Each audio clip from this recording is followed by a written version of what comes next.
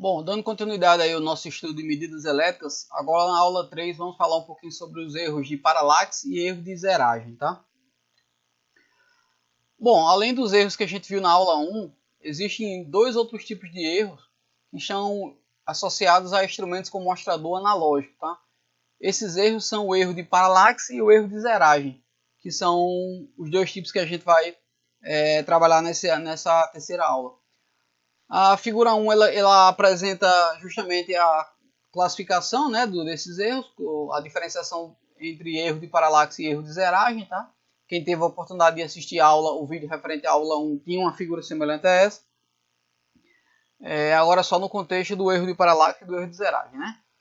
O erro de paralaxe ele está relacionado à avaliação incorreta do valor indicado no mostrador analógico do instrumento. Ok, é uma leitura incorreta, mas o que é que provoca essa leitura incorreta? Ele diz na sequência: em função do ângulo de visão do operador em relação à escala graduada impressa no instrumento. O detalhe é o seguinte: continua sendo um erro de medição, causado, por exemplo, pelo operador. Seria, se você novamente fazendo alusão à aula 1, seria um erro do tipo grosseiro. Né?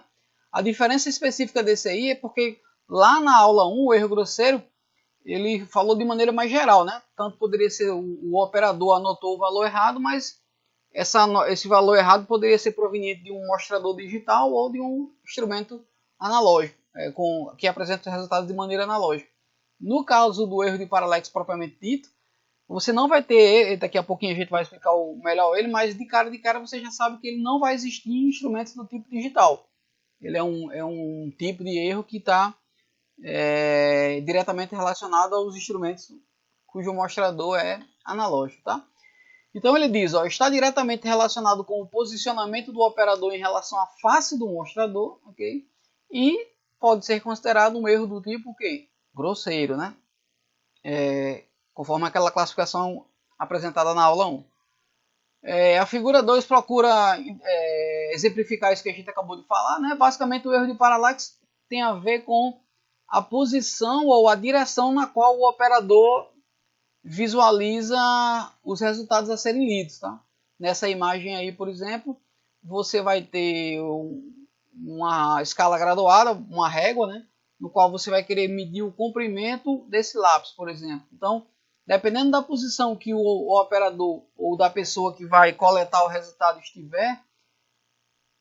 esteja ela com uma certa angulação para a direita, para a esquerda, ou esteja olhando ela de frente para o instrumento, nesse caso aí seria de frente para a régua e para o lápis, você vai ter a possibilidade de que sejam lidos valores distintos.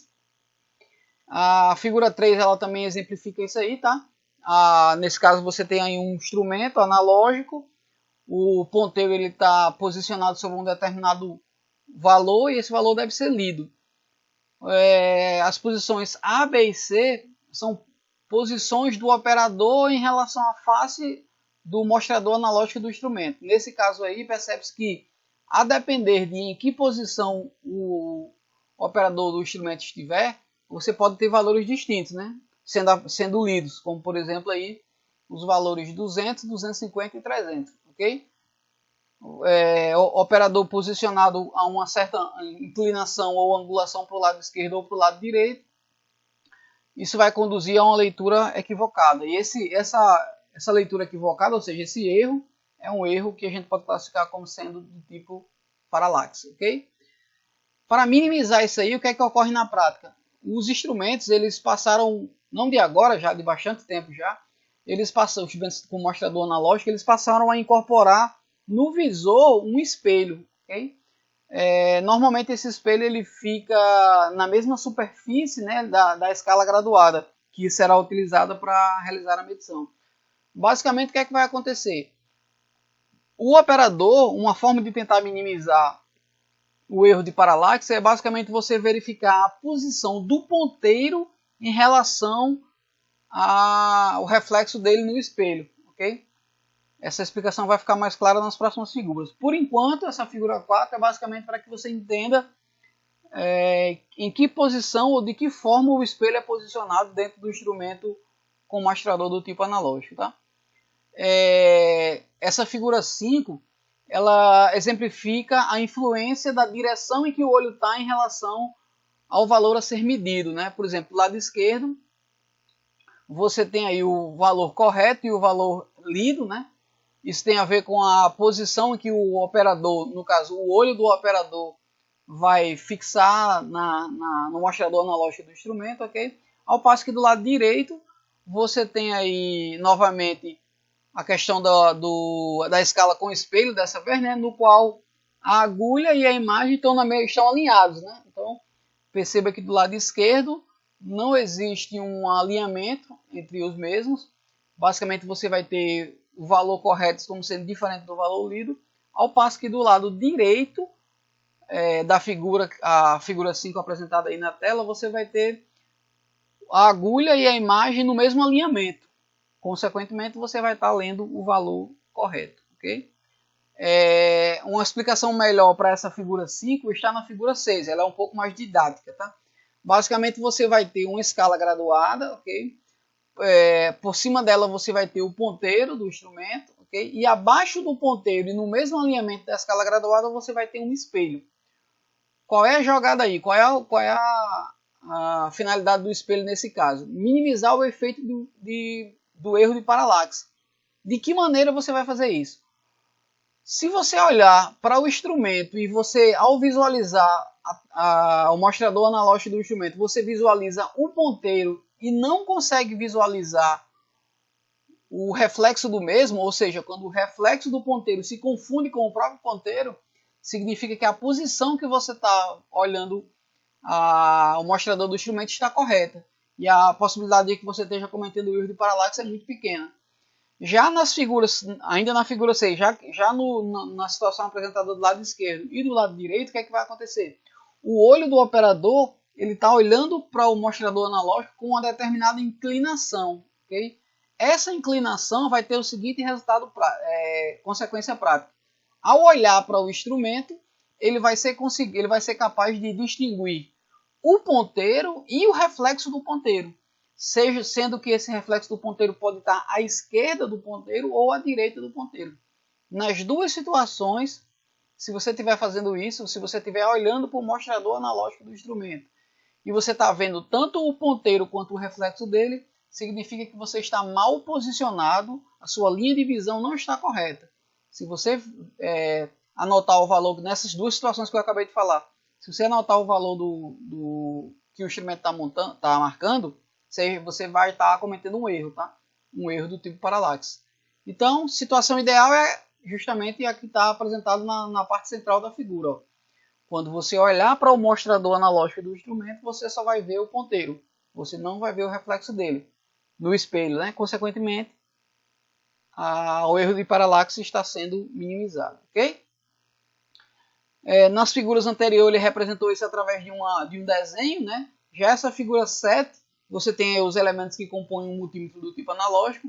Em aulas mais para frente a gente vai discutir um pouquinho o multímetro analógico e como utilizá-lo, mas por hoje a ideia é só apresentar do ponto de vista de um instrumento real, onde é o posicionamento do espelho, né? Então, olhando aí para a figura 7, na porção superior, você tem o mostrador analógico. O mostrador analógico tem uma escala graduada, né? Vários valores serigrafados no mostrador. E no mesmo alinhamento que ele, você tem um espelho. Okay?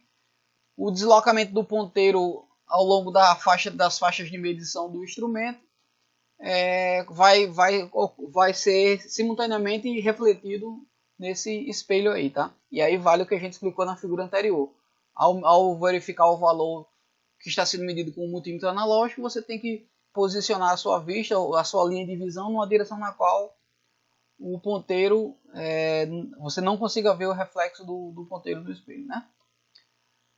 Erro de zeragem. O erro de zeragem é um erro relacionado ao fato do operador não ter realizado o ajuste do zero do instrumento. Como o próprio nome sugere, né? Zeragem tem a ver com o ajuste de zero. E o que é esse ajuste de zero?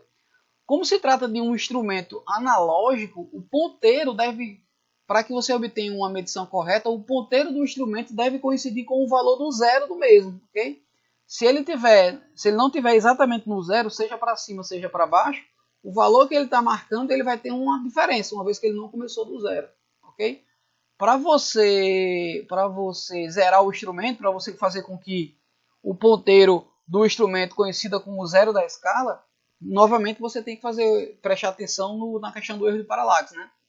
Posicionar sua linha de visão de maneira correta, de tal maneira que o ponteiro esteja exatamente em cima do zero e não esteja ocorrendo o erro de paralaxe. Mas o erro de zeragem é isso. É um erro relacionado ao fato do operador não ter realizado o ajuste de zero, ok?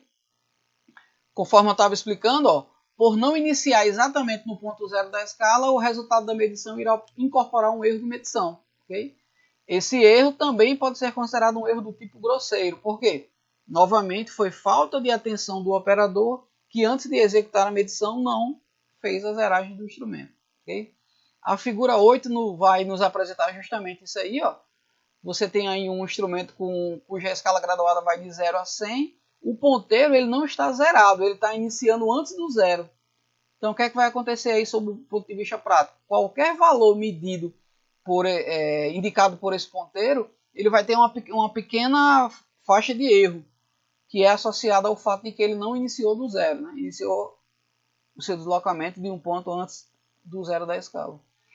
E para minimizar esse problema, ou seja, para que você efetivamente execute o ajuste de zero do instrumento, os multímetros, eu estou falando bastante em multímetros porque na área da agente de elétrica é um instrumento mais utilizado de medição, né?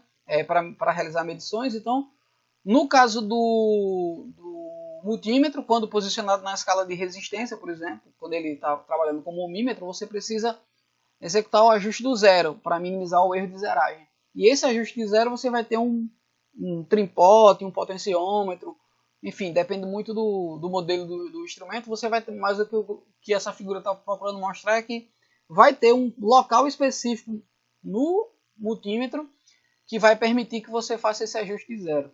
Normalmente você coloca, repito, né, nas próximas aulas a gente vai ter a oportunidade de ver a questão do funcionamento de um multímetro analógico, mas a ideia geral é que você coloque na menor escala de resistência, curte-circuite as ponteiras e verifique se o ponteiro está coincidindo com zero. Caso não esteja, aí você vai medir, você vai passar a mover o ajuste de zero no sentido de fazer com que o ponteiro ele vá para a posição correta. Ok? Então, esse é o final da nossa aula 3. Novamente, a principal referência consultada, além dos sites que estão colocados abaixo de cada slide, foi o livro do Solon. Ok? Obrigado e até a próxima oportunidade.